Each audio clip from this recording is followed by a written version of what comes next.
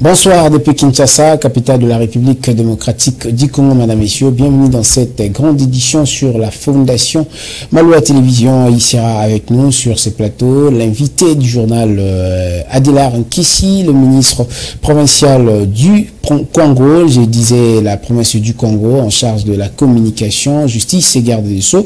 Il va partager ses plateaux avec nous pour décortiquer, analyser, à réfléchir, notamment à te voir les multiples questions de l'actualité. Débutons, madame, messieurs, cette grande édition avec cette courte information. La situation sécuritaire dans la partie est de la République démocratique du Congo demeure toujours préoccupante car le voisin, plutôt le rebelle, sous l'appui des pays voisins, dont le Rwanda, continue à commettre d'énormes massacres. En définitive, les États-Unis d'Amérique invitent le pays de Paul Kagame et autres de cesser son soutien aux rebelles du M23 dans un communiqué rendu public ce lundi 5 février.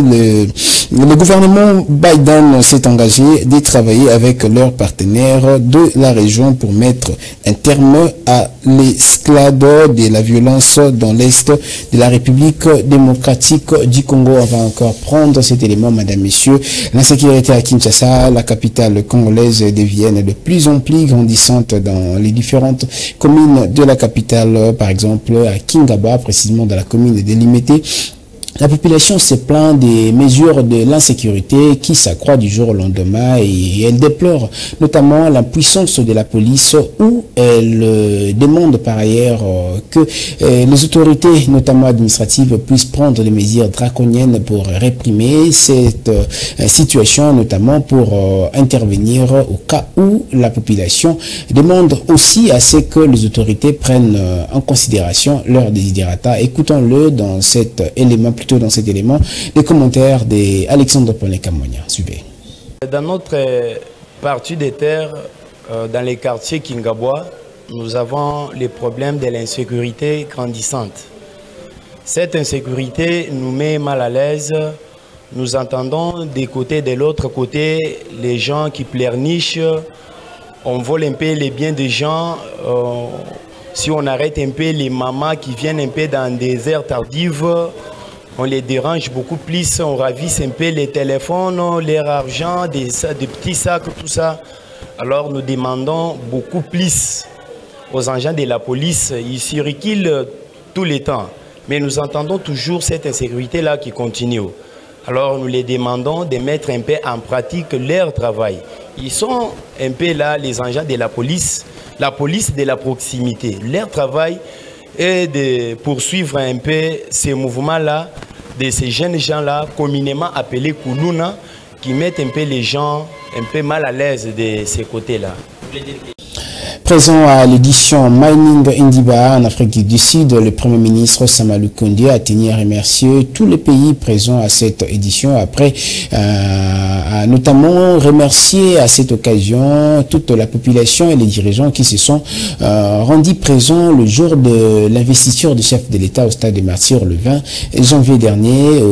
Il a notamment souligné par ailleurs que le chef de l'État réitère son engagement à coopérer avec tous les partenaires de la République démocratique du Congo. On écoute le premier ministre, allais-je dire, de la République démocratique du Congo dans cet extrait choisi par Alain Goma. Excellence, Monsieur le Président de la République, Mesdames et Messieurs, distingués invités, cette édition de Mining Indaba 2024 se tient dans un contexte particulier pour la République démocratique du Congo. En effet, elle coïncide avec le début du second mandat de son Excellence Monsieur Félix Antoine Tshisekedi Tshilombo, chef de l'État, réélu en date du 20 décembre 2023. Je tiens ici à lui rendre un vibrant hommage. Et c'est ici pour moi l'occasion de remercier au nom du gouvernement congolais tous les pays amis dans la République d'Afrique du Sud qui ont rehaussé de leur présence la cérémonie d'ouverture du 20 janvier dernier à Kinshasa. Ceci témoigne de l'excellence des relations qu'entretient la République démocratique du Congo avec ses partenaires. En rapport avec la thématique de ces assises, je tiens à rappeler qu'au regard de ces ressources minérales, nombreuses et diversifiées, la République démocratique du Congo s'inscrit comme un acteur incontournable dans la perspective d'un avenir radieux pour l'exploration minière africaine. Conformément à son calendrier électoral réaménagé, la Commission électorale nationale indépendante, saignée en sigle, a envoyé les élections qui auraient à avoir lieu le 1er février dernier, l'électorat pour les élections des sénateurs, gouverneurs et vice-gouverneurs des provinces, les reports des élections et dans des provinces concernées du Nord, Kivu et Maï. Ndombe, la gestion, plutôt les élections dans ces provinces, allais-je dire, la suite se justifie par rapport à l'insécurité grandissante qui n'a pas permis aux populations, notamment de se rendre aux urnes, mais aussi à ces provinces qui ne disposent nullement de grands électeurs qui peuvent représenter ces territoires pour passer au vote. Autre chose, à présent, c'est fracturer les jambes, tomber et c'est salir les habits, notamment, ou encore attraper la maladie. Voilà le risque qui se présente à ceux qui pratiquent la route Kalembe dans la commune de Lingwala, entièrement délabrée. Le lourd de tribu est donc payé par ceux qui sont contraints de pouvoir pratiquer cette voie par manque d'ici. Et description dans ces reportages de Déborah Petit qui nous en dit plus. Voilà à quoi ressemble cette route, aujourd'hui méconnaissable par rapport à l'immense qu'elle présentait il y a quelques années. Tout a commencé par de petits nids de poules jusqu'à ce que la situation s'aggrave de cette manière. Qu'il pleuve ou pas, ces gros trous peuvent faire stagner les eaux sales pendant plusieurs semaines. Une situation qui déplore cette dame qui reste très préoccupée de l'état des choses dans ce coin. Ce qui est à la base de tout ça, c'est nos terrassiers, c'est plein. On n'a pas tiré. Si vous regardez vous-même, vous allez voir que c'est plein vraiment. Et quand on vient pour enlever les saletés, c'est qu'on peut enlever les saletés que dedans, les garde-niveaux, et on laisse les saletés, on ne l'enlève pas. On les fait sortir dans les terrassiers et on les laisse comme ça. Et s'il y a la pluie, tout ça rentre encore dans les terrassiers. Cette situation lamentable est attribuée à un travail inachevé et un manque de suivi, explique ces motards. Biloko bazwana ya ba contrat batwana bazozwa bazosisa misala te awa bauti osala awa soki liboso soki quelque part bauti osala ngo basilisa te basalika ndamu baosala ba maître. Avant que le pire n'arrive, comme par exemple l'affaissement de toute la route, la population préconise une intervention urgente des autorités. Notre demande est qu'on puisse un peu nous aider tout au plus vite possible, même avant la fin de ce mois. Parce que c'est bizarre, s'il vous plaît, les enfants tombent ici, les gens des motos, tu peux voir l'autre, c'est avant-hier, tous les deux jambes étaient cassées parce qu'il voulait passer, il y avait un trou, il ne savait pas qu'il y a un trou, il est entré et les clients et les chauffeurs de motards, c'était bizarre. Alors c'est chaque jour qu'il y a l'accident ici. Selon les constats qui se dégagent, cette situation a tendance à se généraliser dans la plupart des routes à Kinshasa. Le plaintes sont les gens le long des journées. Et la question des embouteillages reste très inquiétante et devenue un calvaire pour la population congolaise et quinoise en particulier, tel que nous fait savoir dans cet élément choisi par Marlène Bilonda, qui s'est rendue sur le lieu pour vérifier et puis se rendre compte de la gravité de la situation qui préoccupe notamment la population dans la province de Kinshasa. Suivez. La circulation est devenue un véritable casse-tête dans la capitale congolaise. Et c'est chaque matin, les automobilistes et les conducteurs de taxi-moto se battent pour atteindre le centre-ville. Les embouteillages compliquent la circulation de personnes et de leurs biens dans les grandes agglomérations de la RDC.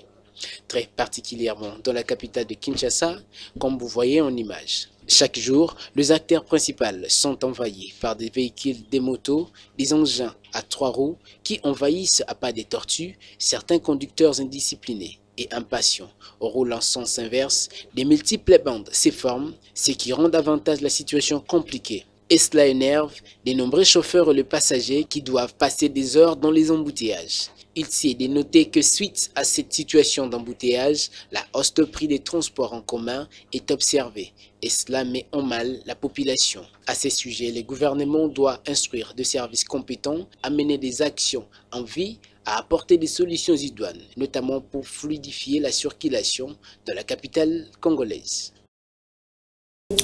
Les immondices bouchent les caniveaux, qui est impossible qu'il y ait notamment bonne canalisation empêchant les eaux des ruissellements de circuler normalement et la seule problème encore, la seule moyen de se déverser reste dans les rues et la situation inquiète plus d'un de la population. Nous sommes au quartier Kingaba, plus précisément à Limité, où la population se plaint de la gravité de la situation qui s'accroît du jour au jour. Et Jean-Cy Elengue nous en dit plus dans ses reportages. On croirait dans une poubelle à ciel ouvert, mais pourtant nous sommes bel et bien dans l'une des rues dans la ville-province de Kinshasa, où les immondices sont entassés sur les caniveaux. Des couches du sable qui bouchent la canalisation empêcha aussi l'eau de circuler facilement. Cette situation est causée par des ordures qui sont jetées dans les caniveaux pendant la nuit. À en croire un riverain rencontré sur place.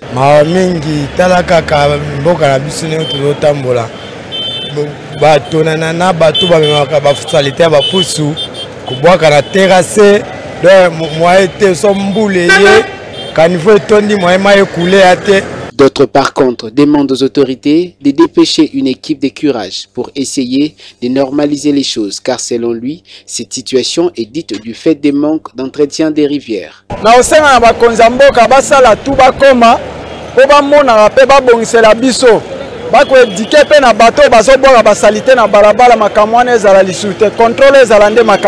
Il s'est de rappeler que cette avenue est d'intérêt capital qui facilite aux grands camions de ravitailler la ville-province de Kinshasa des différents produits essentiels qui proviennent de l'intérieur.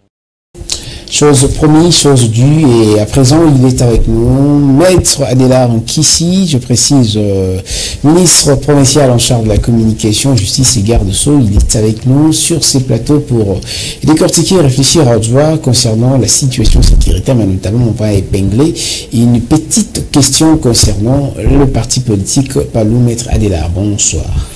Bonsoir Elvis. Merci d'être venu et bienvenue dans la grande édition du journal. Merci, c'est moi qui vous remercie. Je remercie aussi toutes les auditrices et les auditeurs qui vont nous suivre. Les téléspectateurs, exactement. Merci beaucoup. Les téléspectatrices et les téléspectateurs, voilà. Vraiment, c'est bien dit. Merci. Et d'entrée de jeu, je vais déjà m'en aller avec la première question.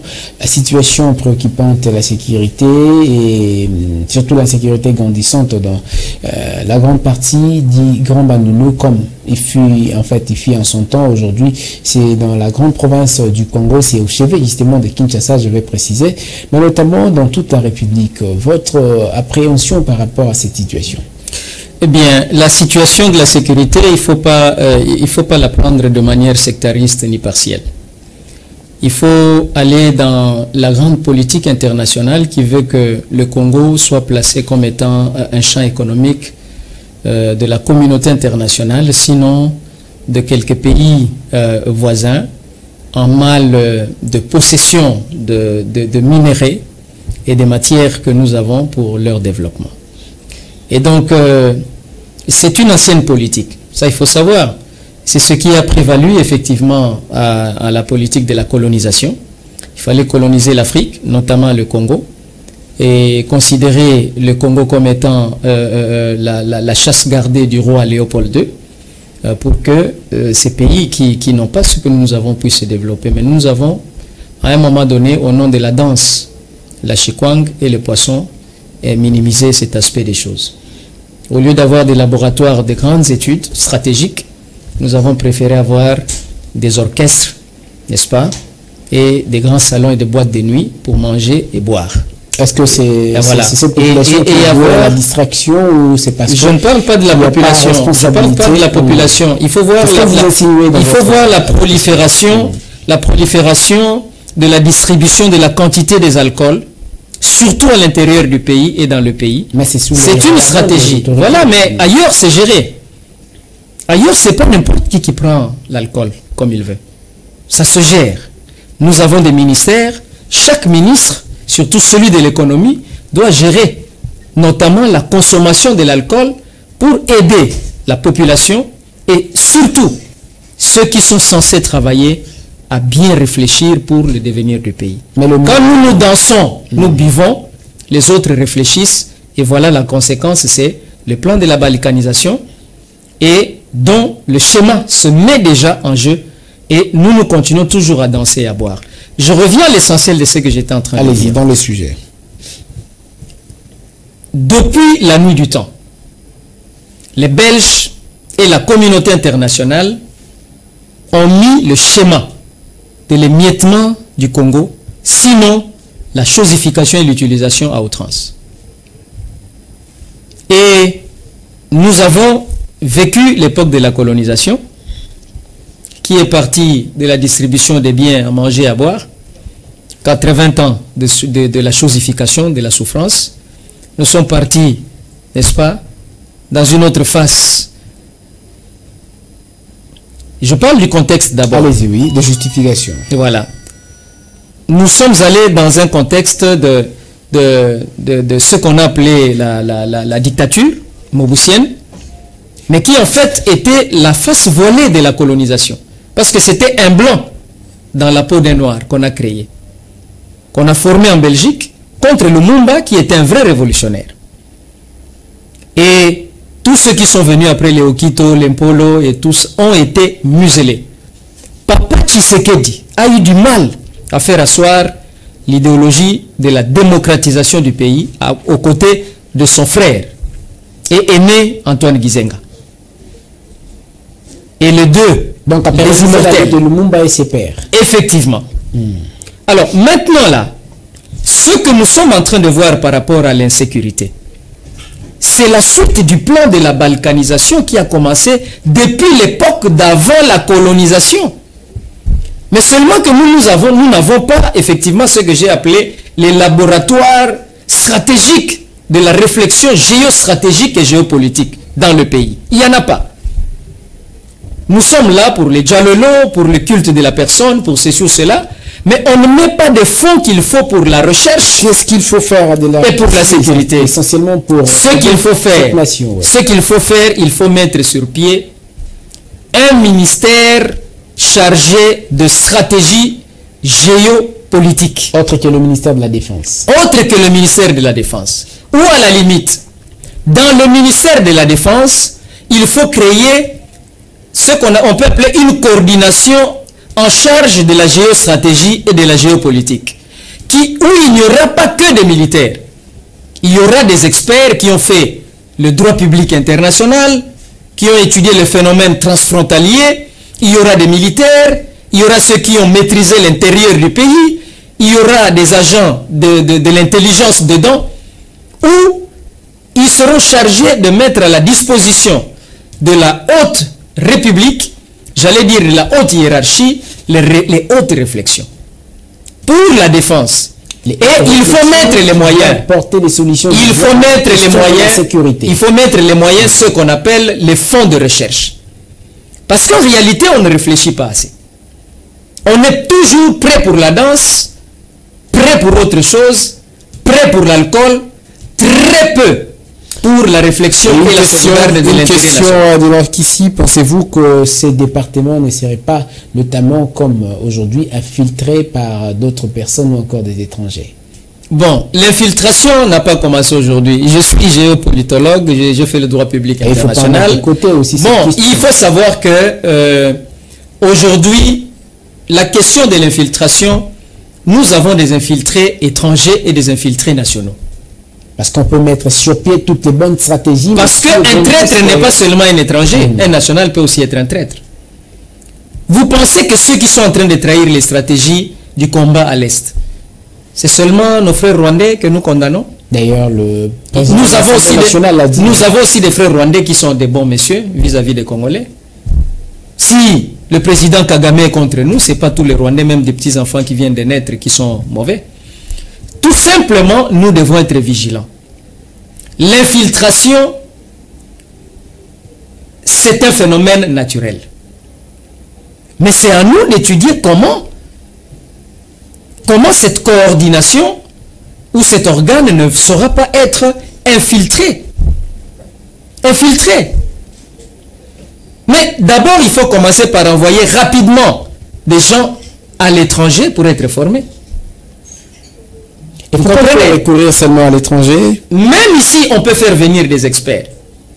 Même ici, il faut d'abord une formation de mise à niveau. Vous savez que pour tout corps qui veut réussir, c'est un corps qui doit d'abord recevoir la formation voulue pour un travail de titan.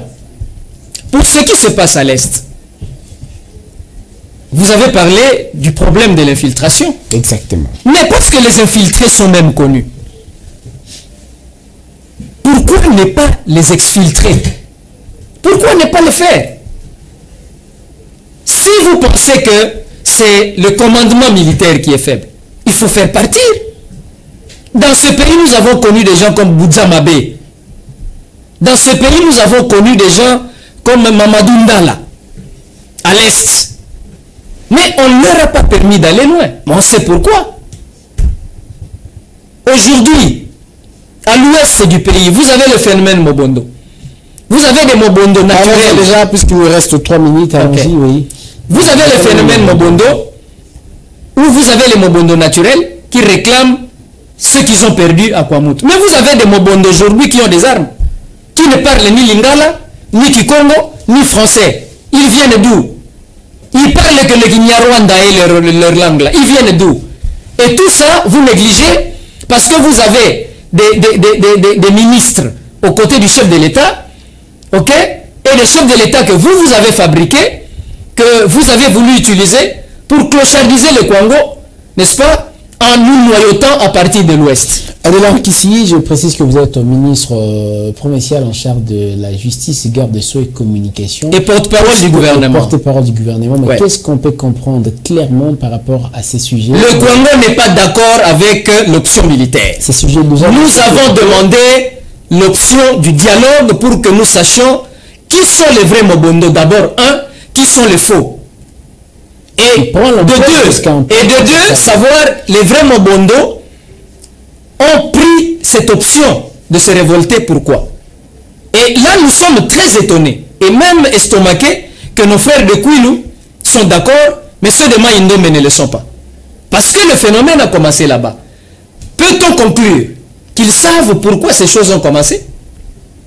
Les images nous disent plus, nous allons achever ou encore suite avec cette question, est-ce qu'il faut une mesure idoine pour justement mettre fin à ces insécurités grandissantes? À l'Est, il faut, à l'Est, moi je pense en tant que libre penseur, je pense qu'il faille voir à la tête de l'armée, aujourd'hui les Ouazalendo, à eux seuls, sans être assistés, ont récupéré ce que notre armée n'a pas pu faire. Ok? Qu'est-ce qu'il faut conclure? Il y a un problème. Il y a un problème à la tête de l'armée. Alors, maintenant, par rapport au Congo, il y a aussi une faiblesse par rapport à la tête de la 11e région militaire. La 11e région militaire n'arrive pas à maîtriser les choses. La conséquence, c'est que soit on remplace une autre personne pour maîtriser les Mobondo, mais nous pensons que la solution la plus bonne, c'est le dialogue. Merci pour que nous puissions comprendre quelles sont les causes causantes afin de lucubrer, n'est-ce pas, les effets. Le dialogue avec... Parce que les mêmes causes produiront les mêmes effets. Qui seront le parti prenant à ces... Les trois provinces, le Kwango en premier, le Kwilu et le Maïndombe, la société civile, sans oublier l'église et la société civile propre, comme on a l'habitude de le dire. Voilà. Et aussi les chefs coutumiers et consorts. C'est-à-dire les forces vives. Les forces vives de la nation. Merci beaucoup. C'était Adelar Nkissi, le ministre provincial en charge de la communication, garde-sceaux et porte-parole du gouvernement provincial de la province du Congo. Nous l'avons eu notamment pour intervenir à ces sujets de l'insécurité grandissante dans la partie est, mais notamment dans la province du Grand Bandundu. Principalement aujourd'hui, c'est la province du Congo. On aurait pu parler du congrès, allais-je dire, du 3e congrès du parti Lumbis unifié, mais faute de temps, nous allons revenir avec fort détail dans le tout prochaines éditions de nos émissions. Bien sûr, il va notamment nous livrer son temps. Madame, Messieurs, c'est par cette note que nous sommes censés essentiellement vous dire au revoir pour les comptes de la grande édition du journal de ce soir. Restez bien chez vous et en compagnie de programmes de la Fondation Maloa Télévision. Je vous dis encore une fois merci d'être présent, merci d'avoir répondu à notre invitation. Merci beaucoup mon frère Elvis, merci FMTV. Merci beaucoup, le plaisir est partagé. Nous vous retrouvons demain et très prochainement pour la grande édition du journal. Restez bien, vivez sans temps, vivez. Nul n'a le droit d'être seul sur la terre. Au revoir.